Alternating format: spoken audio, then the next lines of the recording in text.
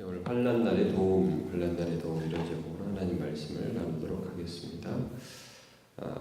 예레미야 이제 46장부터 52장까지 예레미야가 있는데 51장까지는 이방 나라들에 대한 하나님의 말씀의 선포가 나타나 있습니다. 특별히 이제 오늘 애굽으로부터 시작하는데 이집트는 하나님께서 이제 그 당시 바벨론을 들어서 유다를 심판하시는데 유다가 특별히 의지하고 또 많이 바벨론을 견제하는 외세의 세력이었습니다. 그러니까 마치 하나님을 의지하듯이 의지하고 섬긴 그런 강대국이었죠. 근데 이제 오늘 본문에서 그 이집트가 이제 멸망하는 과정들을 차차 말씀하는데 그 가운데 특별히 갈그미스 전투라는 그런 부분들에 대해서 말씀을 합니다. 이제 기원전 605년에 여기 보니까 오늘 본문에는 요시아 왕 여기 넷제헤라 여기 유다의 요시아의 아들 여호야김 넷제헤라고 나오죠. 그래서 유다의 강가 유브라데 강가 갈그미스에서 바벨론의 느부갓네살 왕에게 대한 패한 애굽의 왕 바로 느고의 군대에 대한 말씀이라 이렇게 말씀을 합니다. 이 신흥 강국인 바벨론을 견제하기 위해서 이제 이집트가 출정을 해가지고 갈그미스라는 곳에 가서 전투를 했는데 여기서 패배함으로 결정적으로 이제 이집트가 세계에서 그 권력을 잃게 되는 그 사건을 기록하고 있습니다. 이집트가 나름대로 큰 나라였고 굉장히 세계에 어떤 영향력을 끼치는 나라였는데 이 전투로 인해서 급속히 쇠퇴하였다고 그러죠. 이제 이 본문에 보면 그때 이제 갈그미스 전투에 나가는 그들의 출정식이라든지 그들의 기세가 기세가 당당하고 위세가 동등했음을 이제 나타내 보이고 있습니다. 자, 3절을 보시면 너희는 작은 방패와 큰 방패를 예비하고 나가서 싸워라. 그럽니다. 싸워라. 기병이여 말에 안장을 지워 타고 투구를 쓰고 창을 깎으며 갑옷을 입어라. 너네 한번 무장해봐. 나가봐.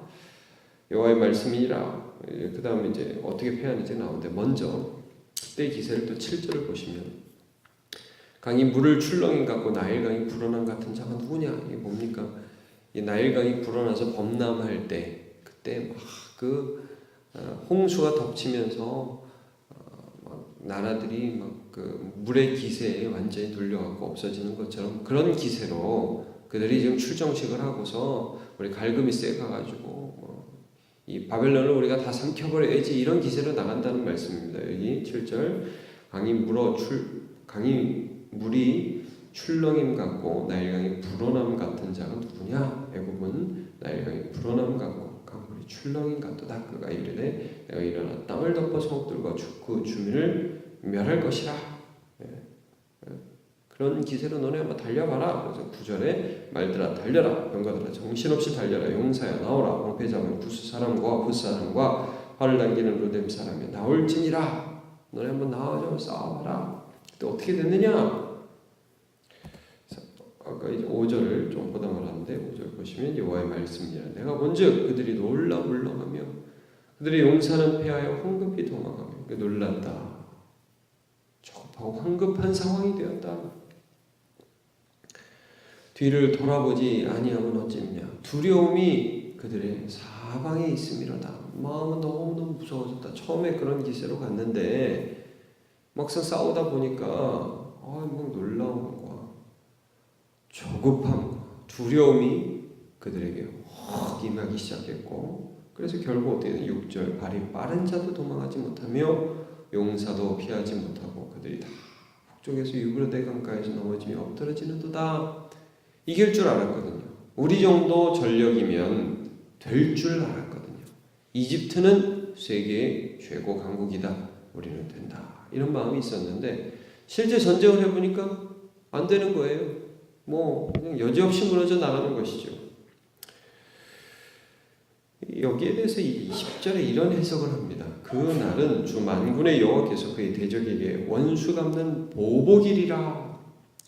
아주 위세 등등하게 나아가서 싸웠지만 그들 자신을 의지하고 나아갔을 때 그들은 패배했다. 유다도 그렇게 믿는 그런 이집트, 바벨론을 이집트가 이겨줄 거야. 이렇게 생각을 했는데 그 날이 대적에게 하나님께서 원수 갚는 보복일이었다.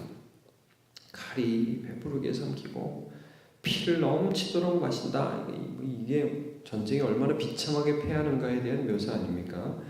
주 만군의 여호와께서 북쪽 유브라데 강가에서 희생제물을 받으신다. 여러분 희생제물이 뭡니까?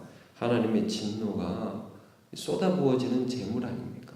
이집트가 하나님의 진노를 받으면서 그렇게 제물이 하나님 앞에 드려지듯이 처절하게 패배할 것이다 말씀하고 있습니다.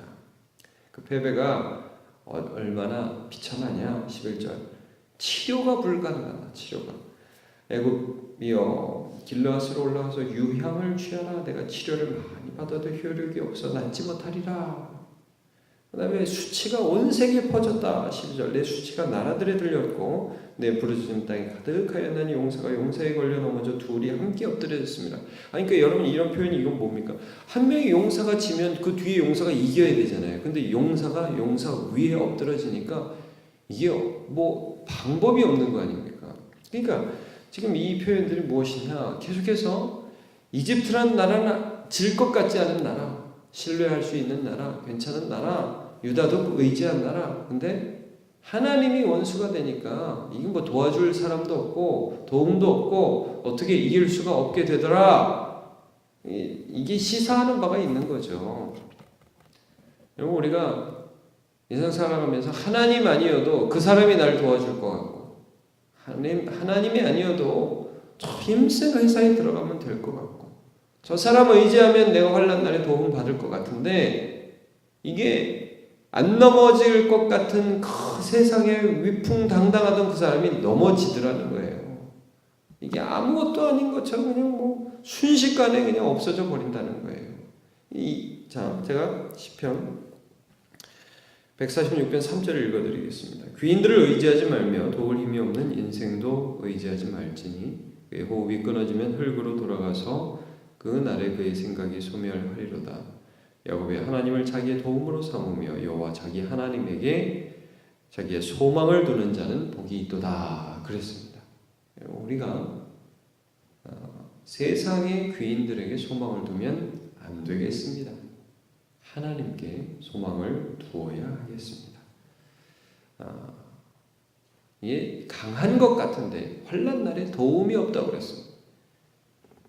괜찮은 것 같은데 어려움이 탁 닥치면 그냥 무너져 내린다고 말씀을 하고 있습니다. 그러나 하나님은 우리가 환난 날에 만날 도움이 되십니다. 제가 시편 46편 1절부터 한번 읽어보겠습니다. 하나님은 우리의 피난처시요 힘이시니 환난 중에 만날 큰 도움이시라. 그러므로 땅이 변하든지 산이 흔들려 바다 가운데 빠지든지 바닷물이 솟아나고 뛰놀든지 그곳은 넘침으로 산이 흔들릴지라도 우리는 두려워하지 아니하리로다. 아멘. 오늘 환난 날에 도움 되시는 주님을 의지하고 붙들고 나아가는 저와 여러분 되시길 축복합니다. 기도하겠습니다. 하나님, 오늘 이집트를 의지하던 유다에 대하여 하나님이 경종의 말씀을 올리시고 또 이집트 스스로의 교만과 그들의 기세가 얼마나 무력한 것인지에 대해서 말씀을 통해서 알려주셨습니다. 하나님, 이 세상 살아가면서 세상을 의지하지 않고 도울 힘이 없는 인생을 의지하지 않게 하여 주옵소서. 오직 우리의 도움이 되시는 하나님만 붙들며 오늘도 나아가게 하여 주옵소서. 예수님의 이름으로 기도하옵나이다.